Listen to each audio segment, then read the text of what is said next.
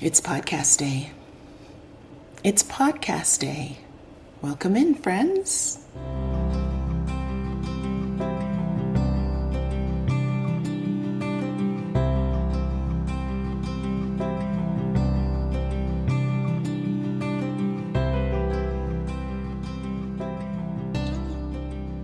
Welcome back to my YouTube channel, and welcome if it's your first time. This video is going to be just a short example of how I mend my hand knit socks. I am a huge fan of hand knit sock knitting, and I have designed sock patterns. And I'm also a huge fan of natural yarns made of wool and other animal fibers. And often when I have knit those, I wear them so much that I tend to wear through the heels and sometimes even the toes. Now, I know everybody may have different opinions on mending. My opinion is it is all part of the process of working with natural materials. And I tend to knit enough socks that I always have socks in rotation that don't have holes in them.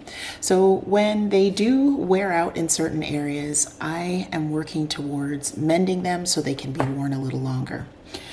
This time I will show you my preferred mending method on a pair of socks that I knit many years ago. I feel like these socks were knit more than 10 years ago because I know they were one of the first pairs I ever knit, and they're one of my favorites. Again, that's why they need mending. So these are some blue cabled socks in what I believe at the time I picked out as, one of my first attempts at a yarn with mostly wool. I have to look back at my project details to see if it does have any nylon in it, but either way, they've worn out. I love the pattern.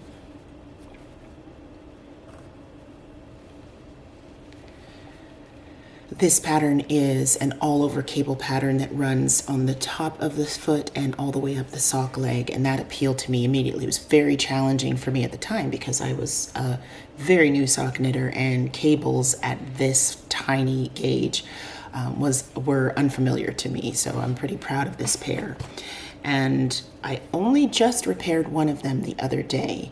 I'll show you the patch on the first one that I've made.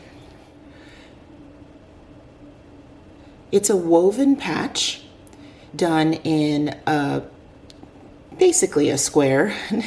It's not the tidiest square, but this woven patch is my preferred method for creating a repair on my socks. So you can see I've created kind of a square section, and in that section I've actually covered over a hole that was here. And the reason I like the woven method for sock repair is probably not the obvious one. So the obvious reason I think you would use this is it has a lot of strength. Woven fabric gives great durability. You have threads and strands that are laying over each other, creating a pretty strong area. And it's a great way to get coverage on an area that has worn out. But my actual favorite reason for using the woven patch is that it's a slow method of mending. And for me, it's like hand stitching or embroidery or hand sewing anything. It looks as good as the time and effort that you put into it. And I'm a person that needs that kind of box or structure around an activity to feel appealing to me for more than one reason. So I love that it's slow, and it's slow because in order for me to get it to look the way I want, I need to take my time. There are a lot of activities in my life that require me to move quickly, think quickly, act quickly, and I love the balance of coming back to something like sock mending as a way to slow down. So to create this patch, I'm going to tell you right off the bat that this is kind of a tutorial in that I'm going to show you from the beginning steps how I do it, but I'm not an expert at this. This is something that I've discovered through experimentation and play. I've seen others do it. I like the way it looks. I basically get the concept of how weaving is done in this simple fashion. So I hope you can find some useful tips from watching how I create mine. But if you like to mend your hand knits or handmade items and have other suggestions, please include those in the comments below so that all of us can benefit from your favorite methods. If you're planning to follow along with me in this video, I just wanted to say that what you need is a pair of socks that need mending. This one's already been mended, so its partner is going to get mended today. So get those. Get your tapestry needle, which you'll hear me talk about more. Get a tapestry needle that feels comfortable to you to hold in your hand. This one is fairly thick, so you'll need a tapestry needle. And if you have one, a darning egg or a darning mushroom or something that you can push inside your sock to help create a surface for mending. I'll talk about that more as we go. You're also going to want your darning yarn, your mending yarn. So either embroidery floss or yarn or a thick thread that you like to use for mending, you'll want that as well.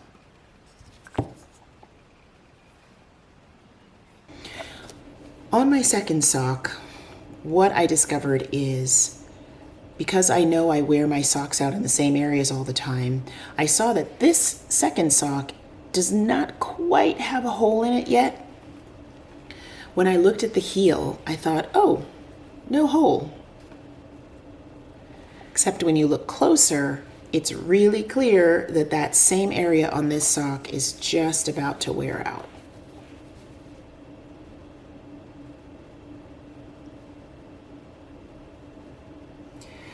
So the threads are almost worn through. There's not quite a big hole yet.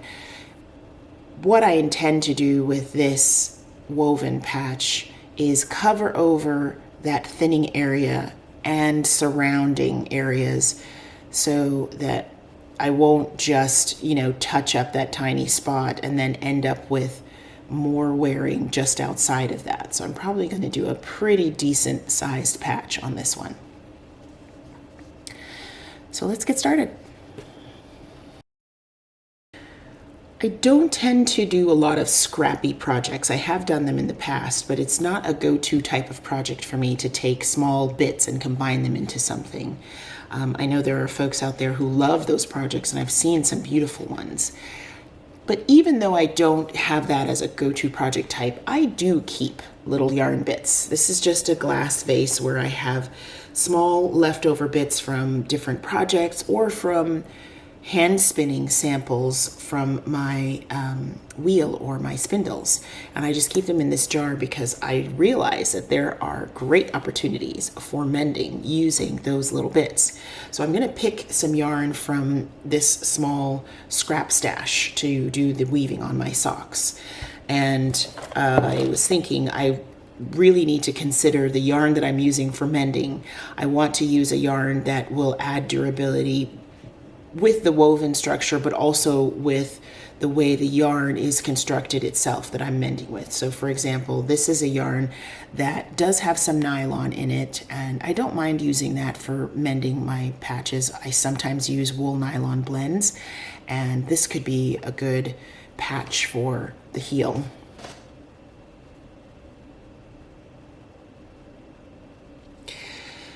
So that's one option. I have some hand spun in here, and it's hand spun that I know to be quite durable. One of the ways I store some of my leftover bits is that I just cut pieces of cardboard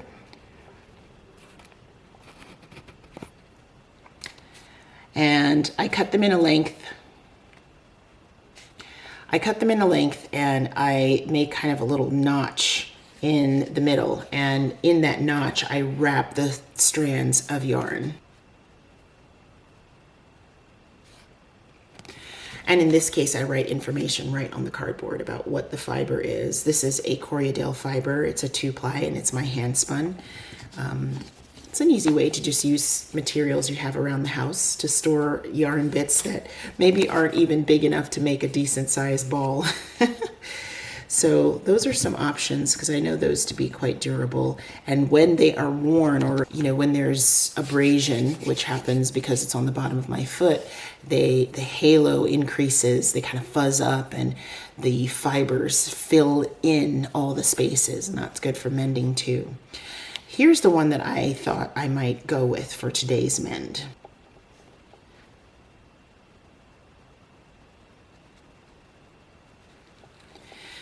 This is also my hand spun, and this is a chain ply or a 3-ply yarn. It's some yarn I've had in my fiber that I had in my stash for a couple of years, and I spun some of it up, and it's one of the finest chain ply yarns I've been able to achieve. It's quite thin.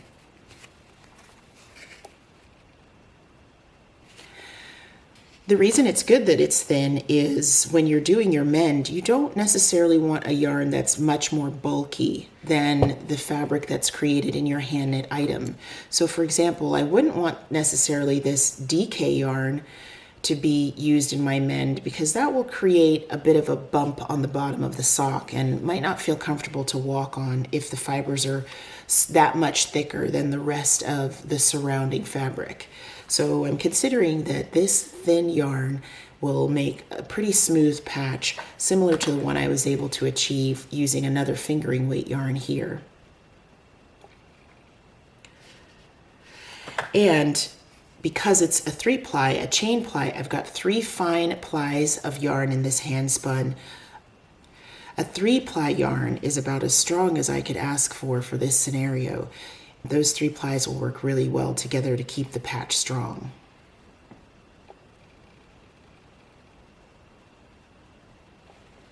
That's what I'm going to go with today. To continue, the next thing I need is a darning needle, also called a tapestry needle. So we've got our socks and we've chosen our mending yarn, and the next most important thing is our darning needle, also known as a tapestry needle.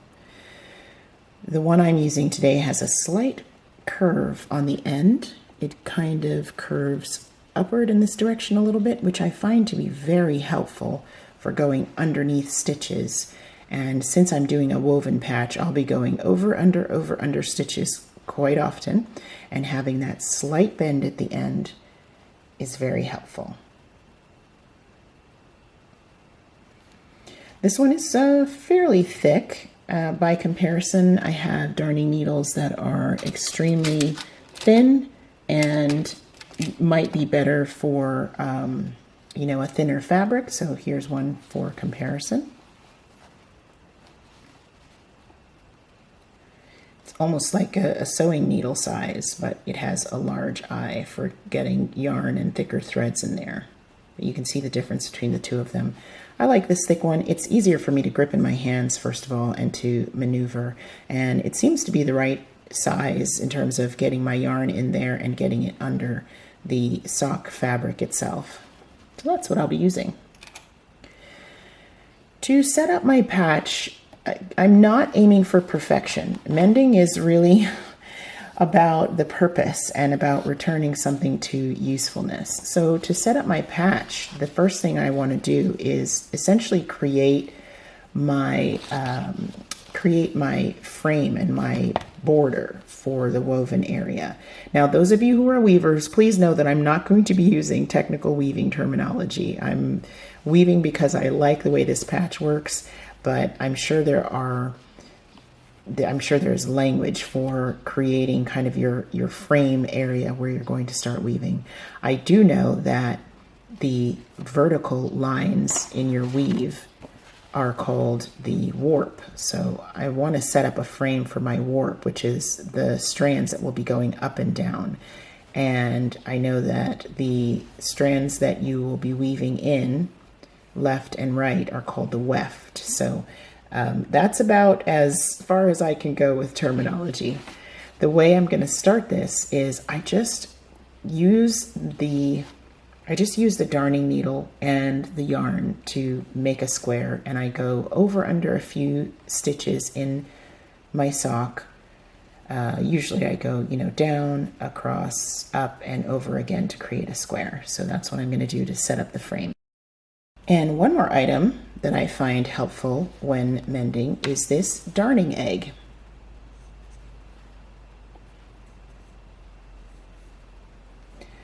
So it's called a darning egg because it's shaped like an egg. This one opens and has a storage container inside it.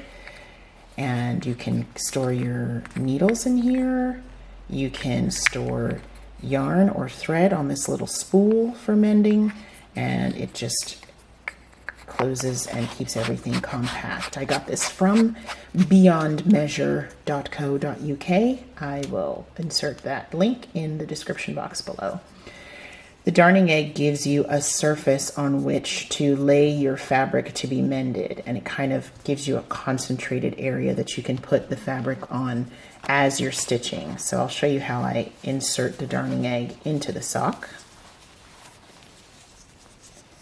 And I'm working on a heel patch, so I'm gonna squish it down towards the heel area.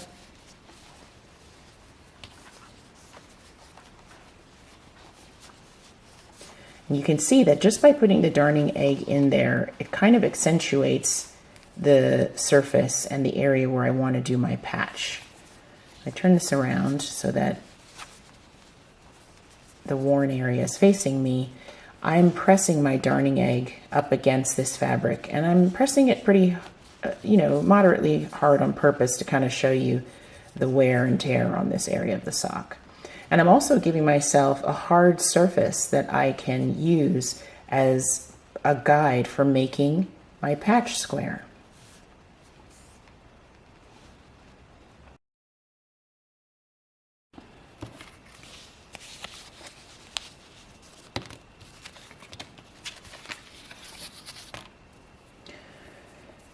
When I'm demonstrating things in order for other folks to follow or try, I'm really conscious of wanting to make it feel approachable, accessible, simple.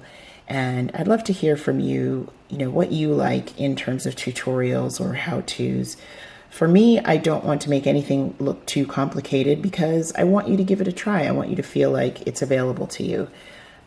But yeah, I'd love to hear from you what you enjoy about good tutorials or tutorials that you found helpful.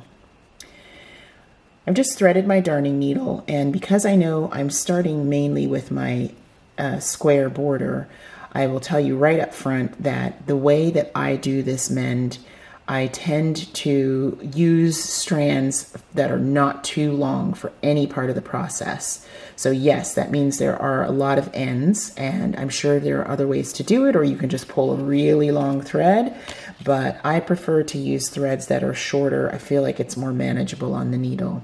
So I do a measurement that I'm going to do off camera, which is the length from my wrist to my elbow, and that's usually kind of my standard measurement for any strand that I'm going to use. And I guess one of the tools I should have mentioned then is that you'll want some scissors because you'll be doing a lot of snipping here and there.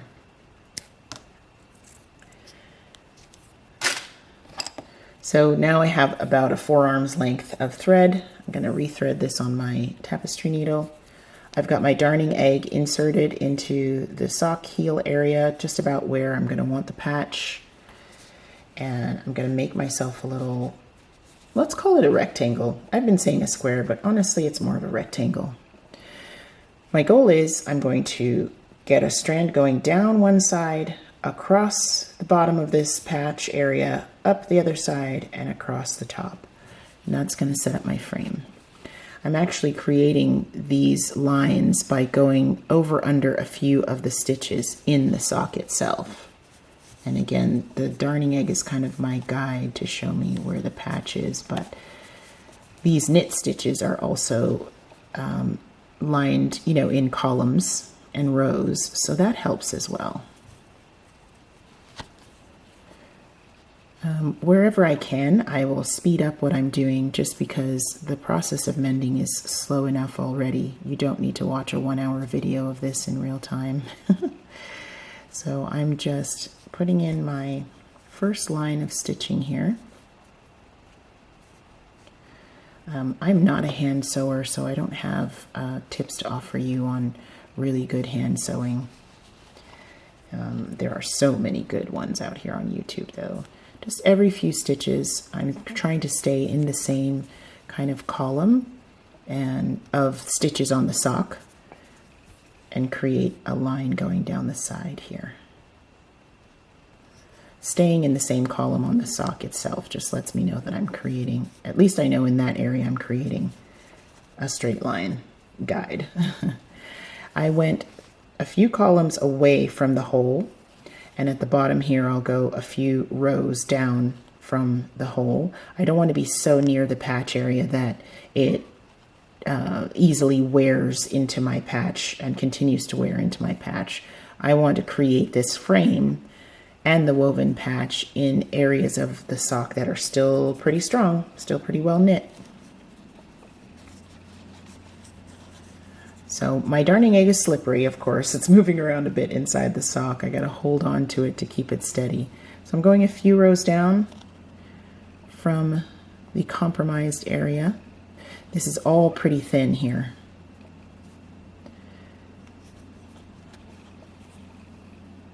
Because I haven't kind of attached anything, this yarn can move to the length that I need it to while it's here. So what I'm going to do is I'm going to pull this yarn down far enough that I leave a little end that can easily be woven in to the sock later, or can even be covered under my yarn patch. And I'm going to use the rest of the length to continue my rectangle.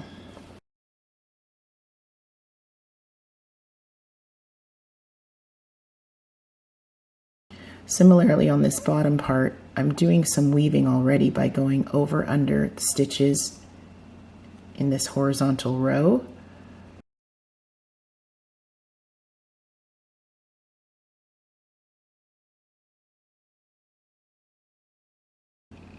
And I'm trying to stay in the same row, but perfection is not the goal here at all. We're aiming for useful and strong.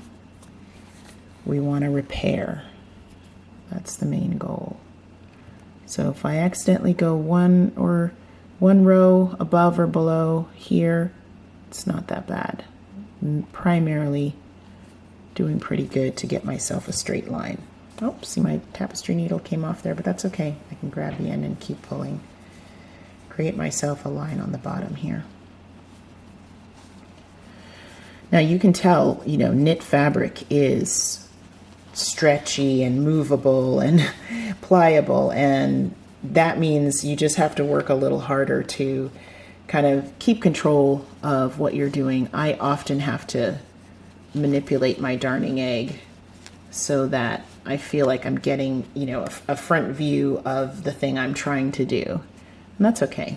Remember when I said my favorite part about this is that it makes me slow down if I want to do it well? This is all part of it. Get my tapestry needle threaded again. Now we're going up the other side, and similarly to what we just did, I'll be able to find a column and follow it. Now I just realized that my worn area is here, and I've gone over quite far, several columns away from it. And it's not a terrible thing, but what that means is my patch is going to be about this big. And it doesn't really need to be. I only need to go a few columns over from here. So I'm going to use my tapestry needle to kind of pull that back a little bit. I don't need to go out this far. So instead of going all the way over there, I'm going to undo that.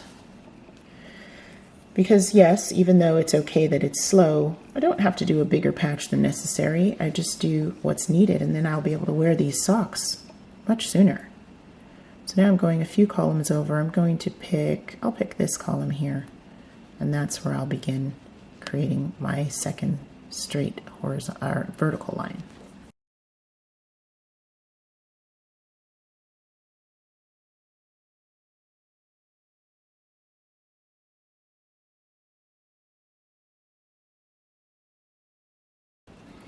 So just like the other side, I'm securing the thread by going under some of the strands of yarn. Over, under, over, under. That will be a theme here. So So we've got 3 of our 4 sides of our rectangle frame completed. We just need to go across the top now. I'm going to turn this so that I can stitch in a direction that makes sense to me.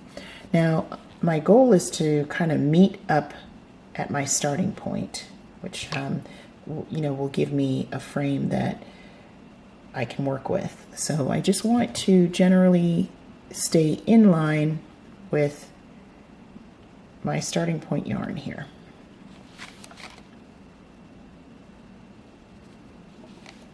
And I can kind of see the end goal.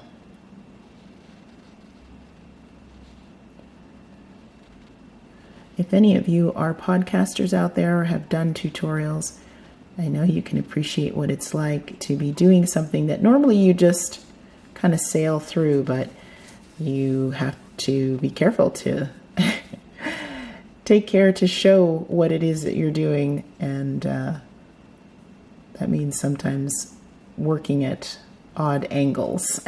I think I got a nice line going across there and met up with my prior end. So we've completed that stage where we now have a frame, and that's the frame we're going to use to weave. So the key to having these guidelines is now I can create the warp threads, the ones that are just going to run vertically up and down, because those threads are the ones that I'm going to weave into them. So I want to set those up now. Now this is going to be an example of what I talked about earlier in terms of my thread usage. So I have this much thread left, and I'm obviously not going to be able to create a warp all the way across with just that, but I want to use up as much of this yarn as I can. So I'm going to start my warp. The idea is I'll be creating vertical lines, right? So we're going to go from top to bottom, and create some lines that we can use for weaving. That's the idea. In order to do that, I'm going to take some of the strands that were created by making this horizontal line across the top. I'm going to go under that strand,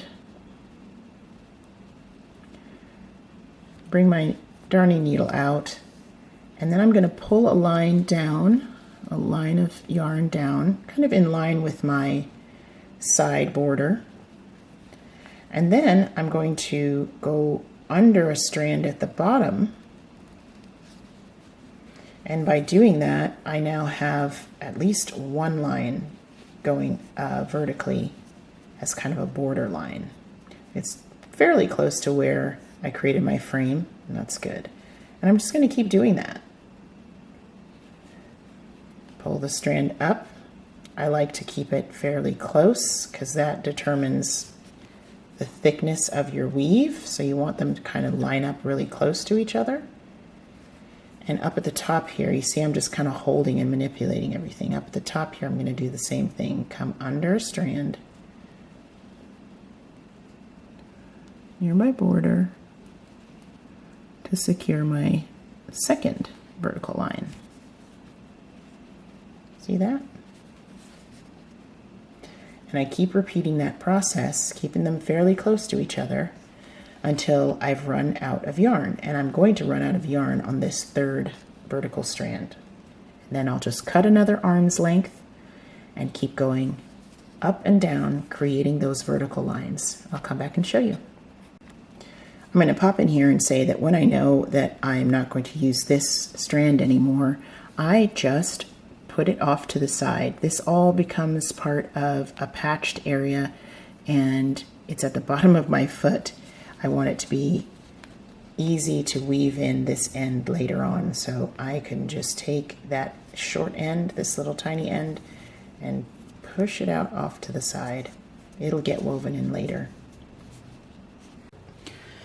One of the great things about recording this process is I'm getting my socks mended, because I decided to jump into this as a way to share something with you, it means that I'm not going to procrastinate getting these socks repaired. And I hope you don't mind that slightly selfish motivation for coming to share some sock mending tips with you. I'm going to do that. I'm going to enjoy some time catching up with YouTube accounts that I like to follow, and when I'm done with these warp lines, I'll come back and show you.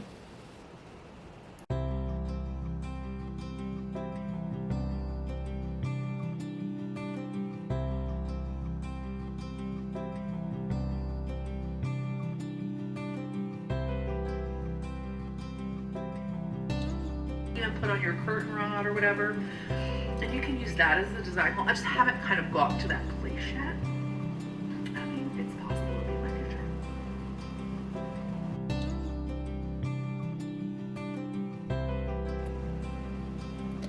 A couple things to be aware of as you go. You do want your threads to line up pretty close to each other, like I said earlier.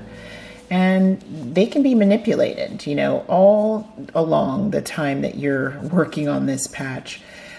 You'll see that you'll want to nudge threads over from each other, closer to each other, kind of snug them up. I have joined a new length, so I have my ends, and there'll be times where I just want to tug on an end just a little bit to kind of secure it. You don't want to pull anything too tightly that's going to make it pucker. But it's okay to kind of snug things up and adjust them and move them around. It's just more time petting the wool. If you end up with threads that are starting to look a little too loose or looser than you'd like, you know, they're connected to each other at this point. So you can just sort of manipulate them, tug on them until you've tightened it up to the point that you want. Get them lined up. I keep pushing my darning egg against the area. Even though it's slippery, I'm still using it as a hard surface to kind of push against the area to keep things tight. And I pull on different threads to kind of line things up the way I want to, because once you start weaving across these, it is no longer a good time to try to adjust these threads.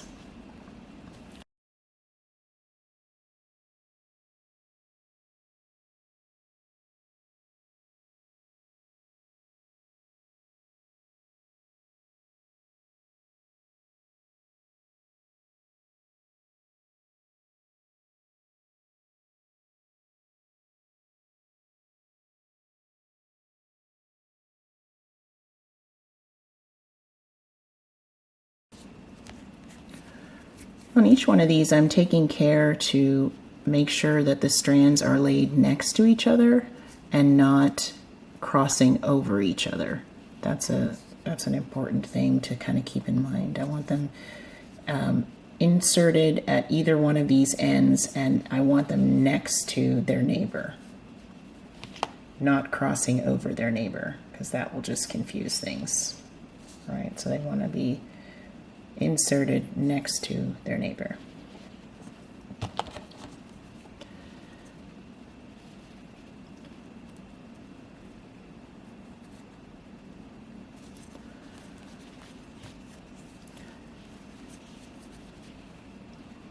I actually feel that this one could be even closer to its next one, so pull it out and I go again.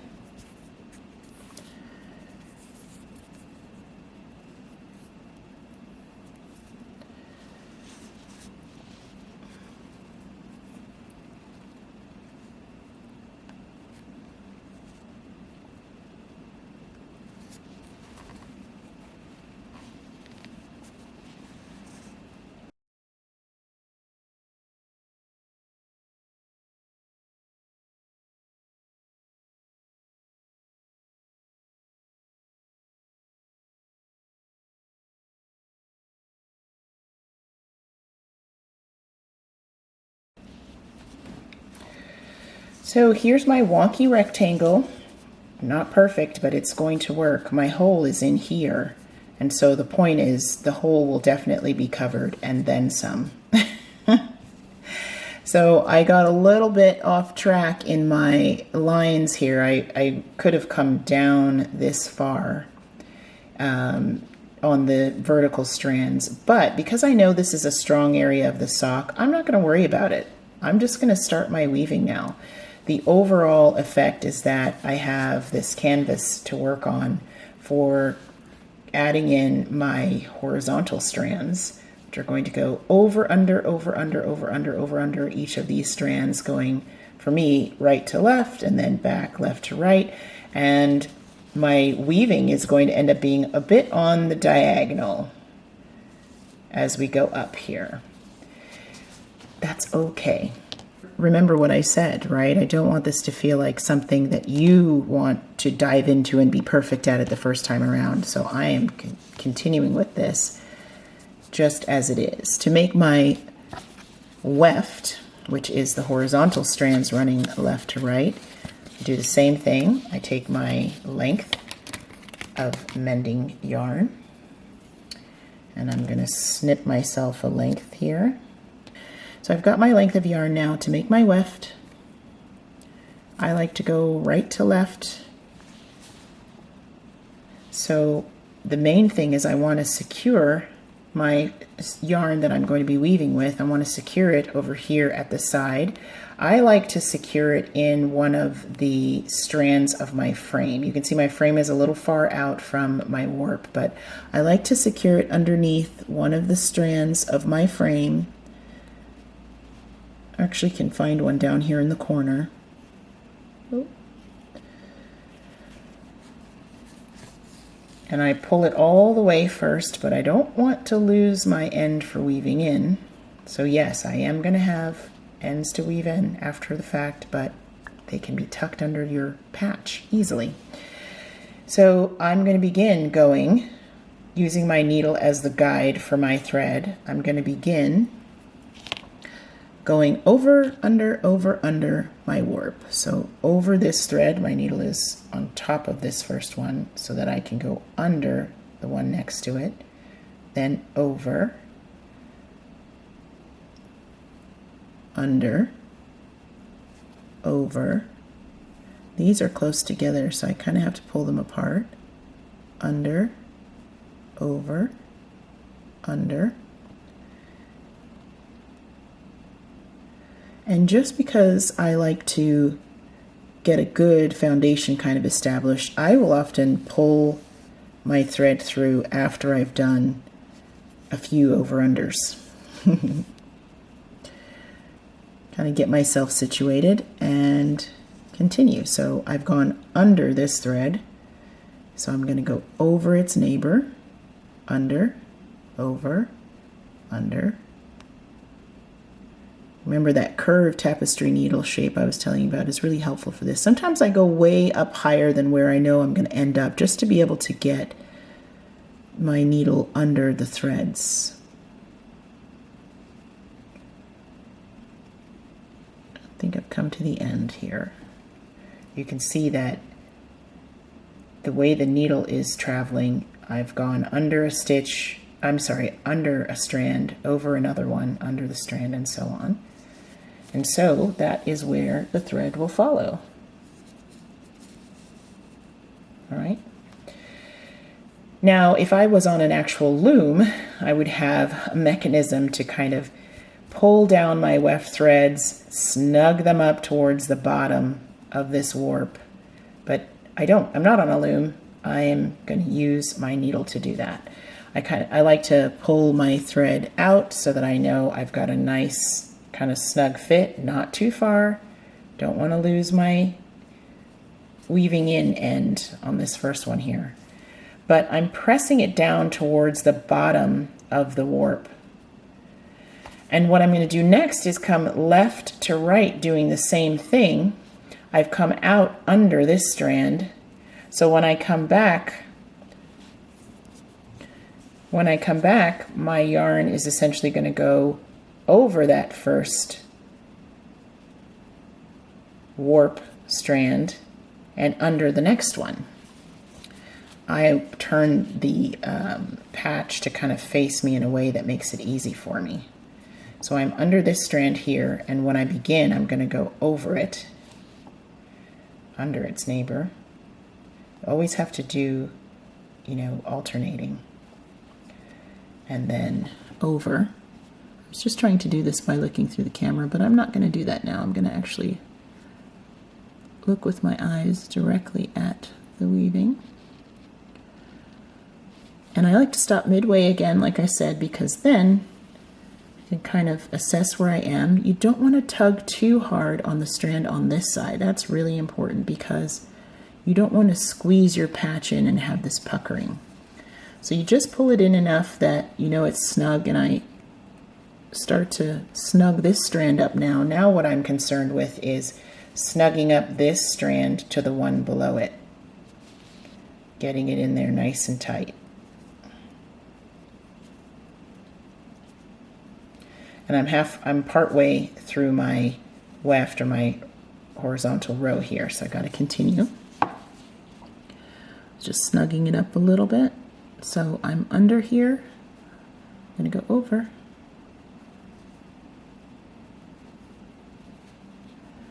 The threads can all be moved. And when you're sitting on the couch doing this, it will probably be a little less awkward than me sitting at my desk filming it. My thread came off my darning needle, but that is okay. So we've got 2 lines of horizontal thread or weft now.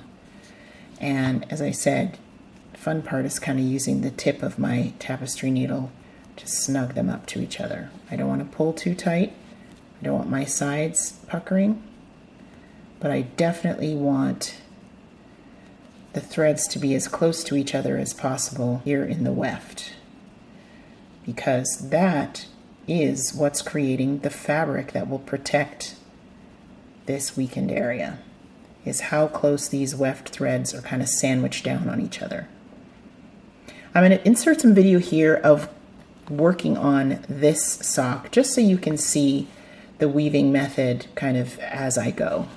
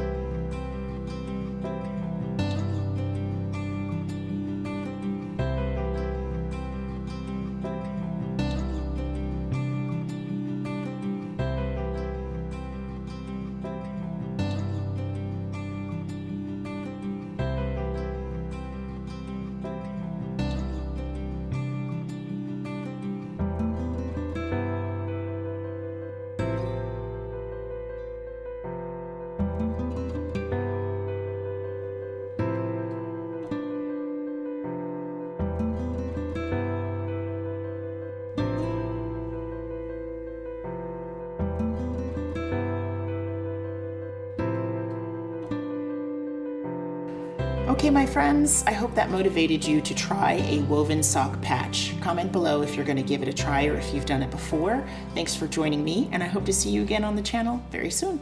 Bye. Mwah.